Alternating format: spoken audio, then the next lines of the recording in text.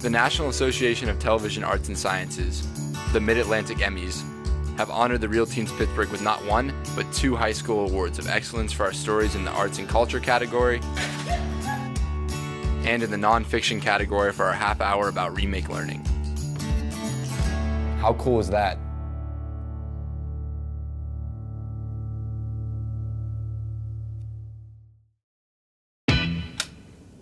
Testing. Alright, no, so here's how it's gonna go down. The Real Teens Pittsburgh. Real Teens Pittsburgh. Real Teens.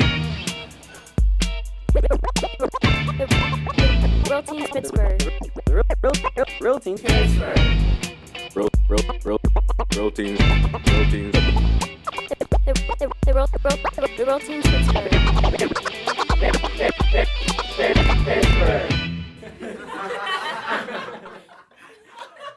Next, on the Real Teens Pittsburgh. I was admitted to the COPE program at Western Psych.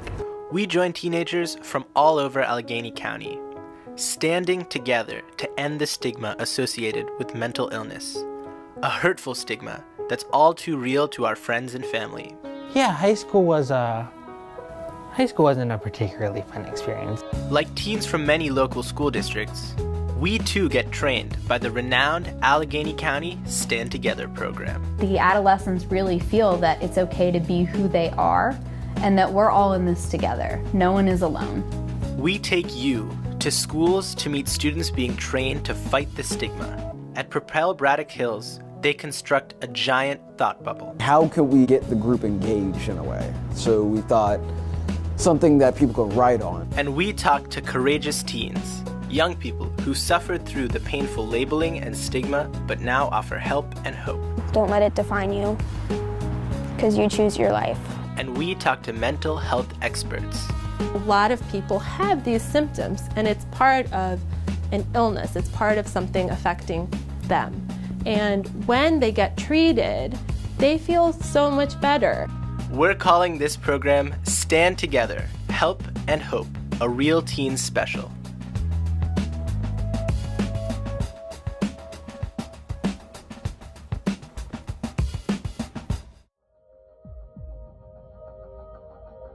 Stigma is when someone is mistreated or ostracized because of assumptions. Stigma is a generalization, and the sad thing is stigma is found everywhere. In my term, I think it means pain. I would say that stigma is applying stereotypes and labeling people without really knowing their situation. We're told every day not to judge people, not to judge a book by its cover. But to me, that's exactly what stigma is. I kind of noticed how ignorant my friends were. Adults do it to people, make people feel like they're stigmatized and feel like they're different. They decide to discriminate against someone because of that, because of their difference. They use these words that they don't even realize that it can hurt someone's feelings, and they don't really know the vocabulary of it. They don't understand what people are going through. For instance, someone being called a bipolar instead of saying that someone has a bipolar disorder does make a big difference, because when you say someone's bipolar, you're categorizing them into that thing, which is, like I said, judging them, which I don't think is right. It's just like, I have to tell them that you can't say these things because it can hurt someone that you know that you don't even know have a mental illness. In addition to stigma, here are some statistics you should know about.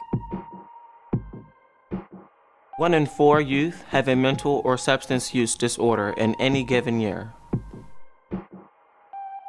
1 in 5 teens have thought of suicide. 2 out of 3 youth with a mental health disorder do not receive the care they need. We talked to Dr. Anna, who's researching why teens aren't getting the help they need.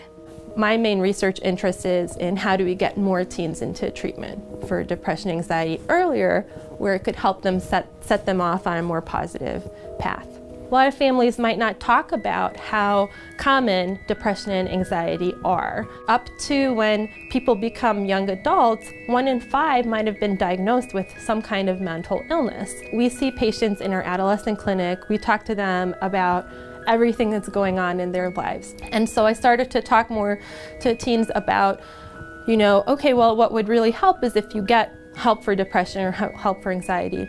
And in some situations, the teens or the parents would say, no, I'm not ready for that, or bring up a lot of different reasons for why they didn't want to get treatment. And so I started to become interested in, well, is this just happening to me, or is this happening to other people too? I found that on average it takes 10 years from somebody to show the first signs of a mental illness and to get treatment.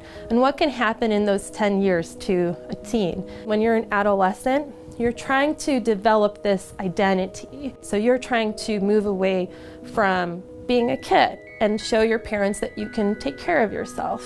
And so there's a stigma that having a mental illness is having like a weak identity. It can be really tough when you're in it.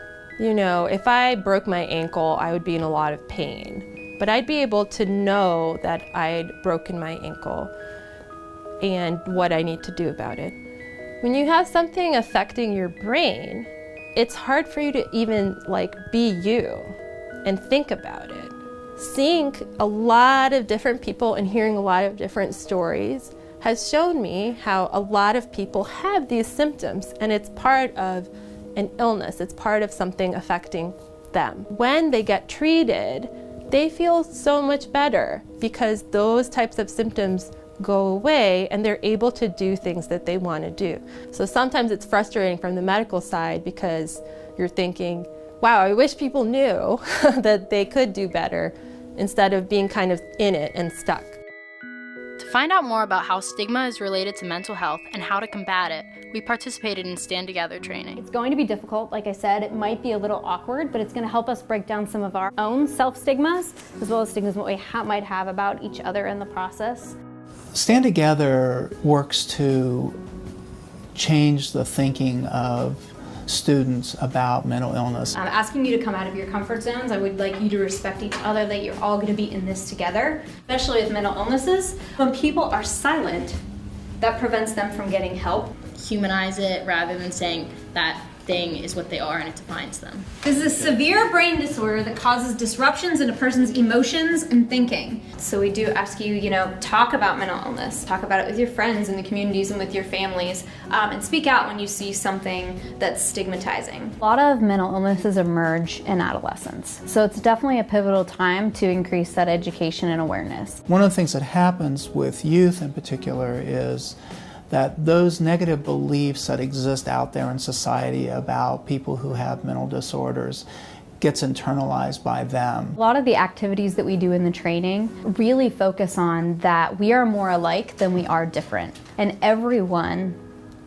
either knows a friend, a family member, someone that is affected by a mental illness. Cross the line if you've ever felt alone, unwanted, afraid, or hopeless. Cross the line if you know someone who has a mental illness. I know that was a difficult exercise. I want to thank you all for being vulnerable with me and with each other, because that's a very, very scary space. If we create an environment that it's more acceptable to talk about those things, people can get the help that they need. An important part of our program is the first-person narrative of someone with lived experience. What you don't know about me is that I have a mental illness. By the time I got to high school, I was starting to just be fake all the time because that was my normal. I didn't know how to be myself. I had several failed suicide attempts. I was self-medicating because I didn't know how to cope with the things that I was going through. And I was hiding from the world, and I was hiding from myself. And that's why this program is so important to me, because if I got help earlier, then I wouldn't have had to suffer for a really long time until I could get help. We found that when someone goes in and shares their story and puts a name to a face, that the adolescents really feel that it's okay to be who they are and that we're all in this together. No one is alone. We also went to Propel Braddock to see how Stand Together works in schools. Always be true to yourself, know your worth, love yourself, and be happy. So in October, we had the members from Stand Together come out and lead a 2-day workshop that the students participated in. So each year, the Blackout Stigma Day is kind of like a staple at Braddock Hills High School. We were tossing around ideas, and we were thinking, like, how could we get the group engaged in a way? So we thought something that people could write on. Previous years there was something small, but it was something similar. They actually made a web of ideas. We kind of used that as an inspiration, and we thought, how about a bubble, like a thought bubble? Today your crew will get an opportunity to join our thought bubble. Inside, you'll have the opportunity to share your thoughts and reflect on shared experiences by taking time to read messages that are already in the bubble. On each wall is a prompt. The prompts are open your mind, speak your mind, and ease your mind. These activities help us to be transparent with each other, and it encourages us to step outside of our own bubbles and have a discussion about mental illness. During the brainstorming session, there was just this giant game board idea, so we kind of ran with that. So you'll start from here. We'll roll both of these. There's a lot of words people say. Actually, on our game board, we have different ways, and if it's a bad way, you have to go down the slide. And if it's a positive thing, you'll go up the ladder.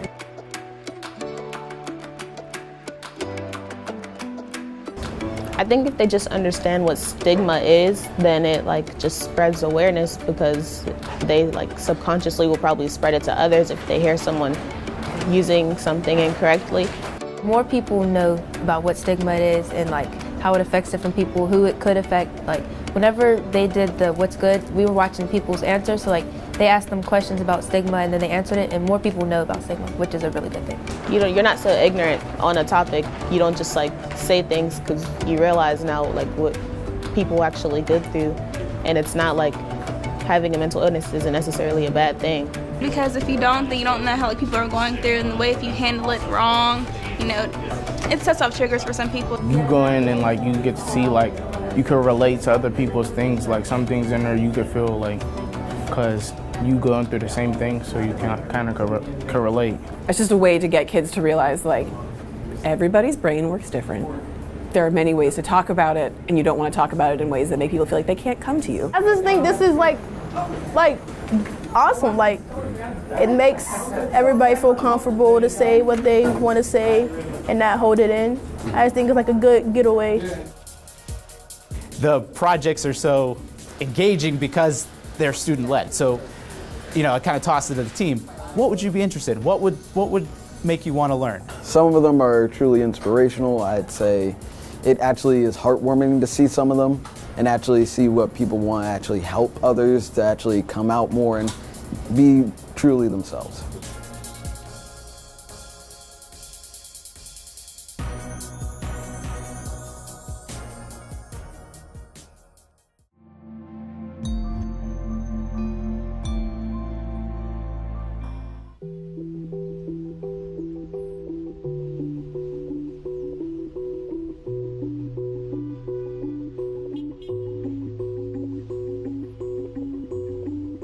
So would you say that college is overall a better experience than high school? Yeah, I'd say so, definitely. It's, a whole campus of a bunch of people. High school is a little more confined. If you want to talk about what went on while you were in high school and how that made you feel, just start a conversation with me and we can talk about it. All right. Well, it started my freshman year. I needed to be the thinnest person in the room, and it escalated from there, and by the time January rolled around, I was admitted to the COPE program at Western Psych. Was it more of a compulsion, or was it more of a thing you wanted to achieve yourself that was detrimental to your health in the end?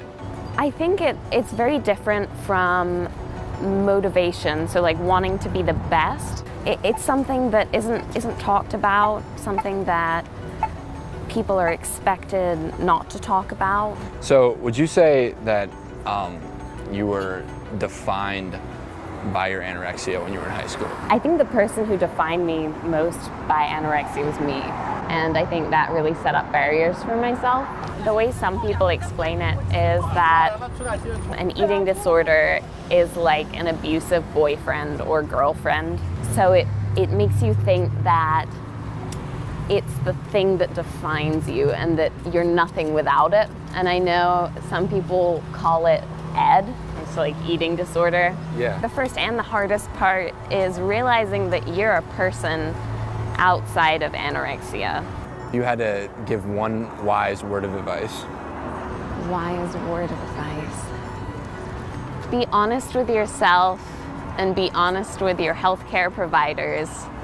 Oftentimes you can feel isolated and feel like if you reach out, someone will laugh at you, they'll judge you, but it's the only way you can start to let go of an eating disorder. Right after I came back from the hospital, I came back to school, and I was worried that everyone would think I was fat. The first thing that someone asked me, it was a girl in homeroom, she said, "You look different." And I thought, oh God, this is it. She said, "Did you get a haircut?" And I don't know, it made me realize how much I blew it up in my mind.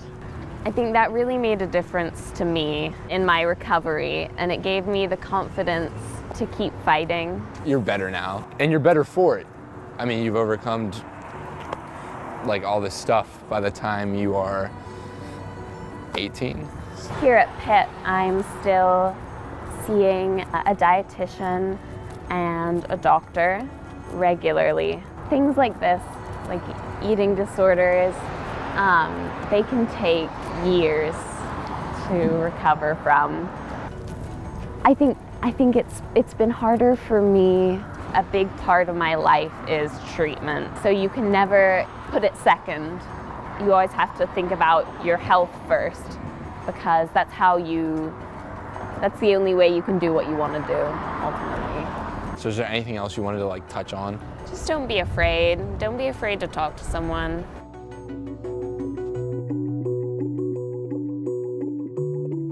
Our friend Colin learned to deal with stigma while he was in high school. Yeah, high school wasn't a particularly fun experience. Freshman year was awkward. It wasn't bad, but it wasn't good. I was in a different group than the popular kids. You know, we were a bunch of weirdos. I will admit that, but we were cool weirdos. It was kind of the outcast group, but we had each other's back. I feel like every school has a guy who wears the black shirt with the flames on it and puts hot sauce on everything. Every school has one of those.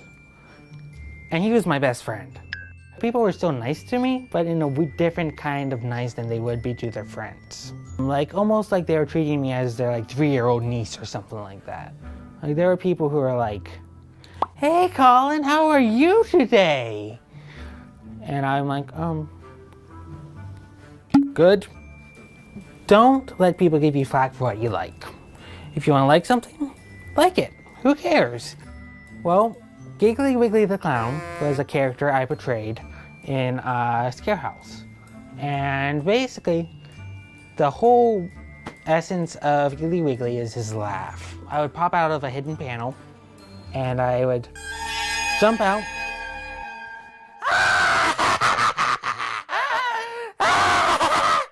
Oh my gosh, it was the best experience of my life. I was pretty much a part of every fandom that you wouldn't want to be a part of, but I loved it, and I didn't let people tell me what to do. And after I learned not to let people tell me who I should be, I feel like my life got a little better.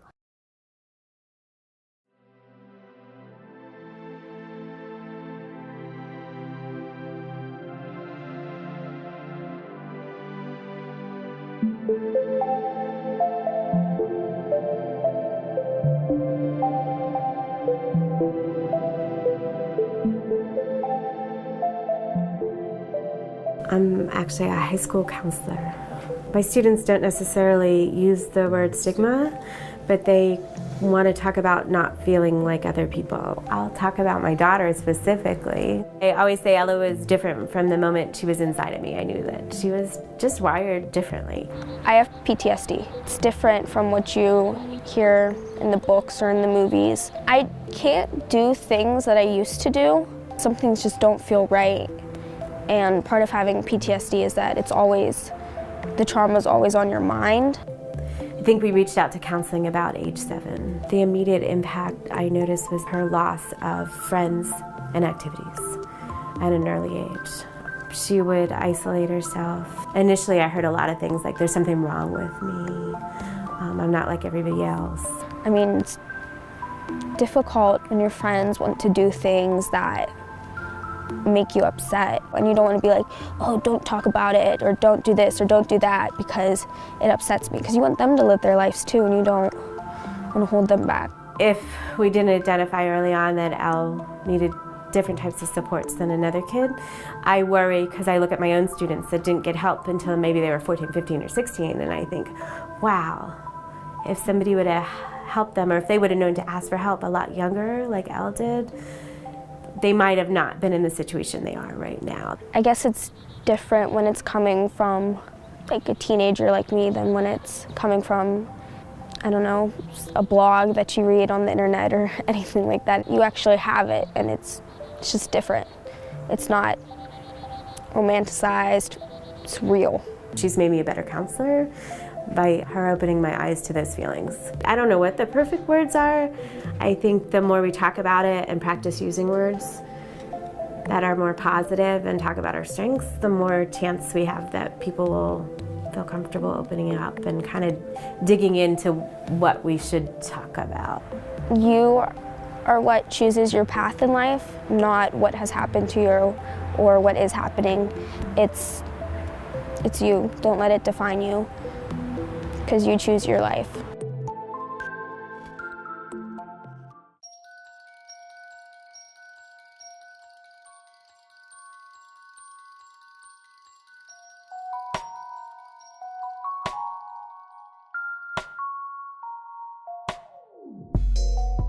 To the outside world, it's like, my name is Azer Carpenter, but you can also call me Hazel, and like I prefer you call me this name because it makes me feel more comfortable. But I feel like I'm putting on a facade when I do that. Like I don't feel like I'm like being me. So that gets me like down in the bums. Like I don't know why it does, but it just does. I like when people call me Hazel. It lets me know that they like understand that I'm figuring out who I am. Speaking from my own experience, like I know I can go days with being happy, but then I can, so like it'll be like one little thing after like a bunch of big things happen that just triggers me to just go back into that depressive state. It's similar to when you shake up a soda and then you set it down and you know someone else is going to go out and grab it, and then when they grab it and open it and everything just spills open. Like that's similar to what it is. Like that one little movement just triggers everything. Like I'll start singing, I'll start drawing, I'll start dancing. Like that's, when I sing too much, that's how you know what type of mood I'm in. Or if I dance too much, that'll tell you just like how my mood is. And I may seem really happy, but you just have to pay attention to like how often I do it. Because if I do it too often, that'll tell you exactly how life is at home. Or like what's going on in my head. If I can get something that I have a passion about and use it to help other people, like there should be nothing to stop me.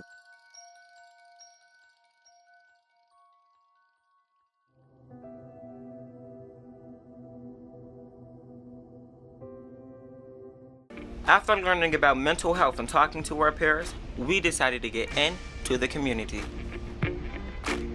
Would you say that mental health, like the stigma for it, does it still exist? Yes. There's a lot of things that's out here that's being overlooked because of money or just because a lot of people just don't care about things. Mental health is a real thing, and lots of people, I think, they don't have someone to talk to. We need to demystify everything related to mental health and the stigmas that are attached to it, right? Stigmas and perceptions that everybody has of one another. Yeah. And I think the thing that when you talk about what breaks it down most, it's about getting to know one another on a personal level. I think it's getting better, and you know, we're still not where we are. There's still probably some folks who do put a stigma around that, but I think it's really incumbent upon all of us, because we know mental health issues touches all of us. Well, mental health is the same as physical health. Yeah. And if somebody has diabetes, you don't really have a preconceived conception of it. If you start to look at it and understand it as more of a brain chemistry of what's happening, just like a chemistry that would happen with your heart, then you really understand that it's simply an illness that needs to be treated and can be treated. It's enormously important, and we have an opportunity here to do it in Pittsburgh because we have the expertise here, we have the organizations, we have the goodwill, and we have people that are thinking about it in intelligent ways, so there's no better place to be than here to figure it out.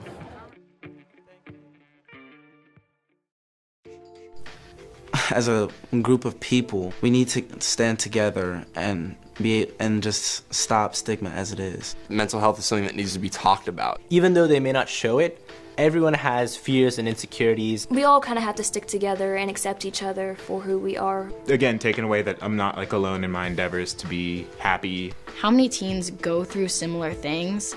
So to talk to people who actually have had mental health issues in the past. It was eye-opening. It was eye-opening to hear. It's not every day that you would see someone confident enough to step forward in front of a camera and express their feelings. This is very important, so listen. I think talking about it in this honest way to other teenagers. It's to spread awareness and to help other people. And that's a part of breaking the stigma. I personally believe that I will fight stigma by continuing to help educate my fellow classmates. Just by being as aware of it as possible and standing up to stop it if I see it at any point. Vow on my behalf. Not make assumptions about people and to be open-minded. Because people really need to know about stuff like this. Mainly, I guess, I'm just gonna keep pushing out the message. You can break the stigma on your own. You don't have to necessarily do what Stand Together did and do what we're doing right now. You just have to start at home. You have to start by yourself. You have to look in the mirror and say, okay, how can I be better? Until that happens, I guess you can't really break the stigma, and I really hope that this episode helps with that. For teens to look at and say, wow, I can't overcome this, I can't ask for help, and it's okay. If you or someone you know need help, call 1-800-273-TALK or text START to 741-741. And for more information, visit www.leadpittsburgh.org.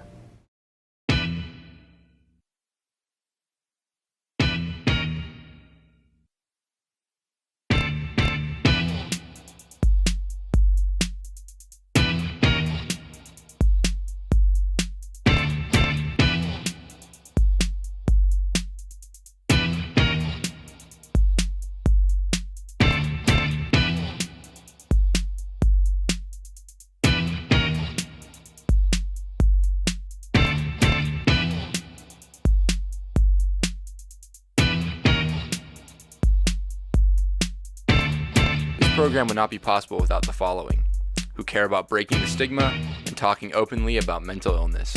Lead Pittsburgh. The Fine Foundation. The Jewish Healthcare Foundation. The McWin Family Foundation. The PNC Foundation. The R.K. Mellon Foundation. The Grable Foundation. The Mary Hillman Jennings Foundation. The Heinz Endowment. And RAD, the Allegheny County Regional Asset District. Thank you.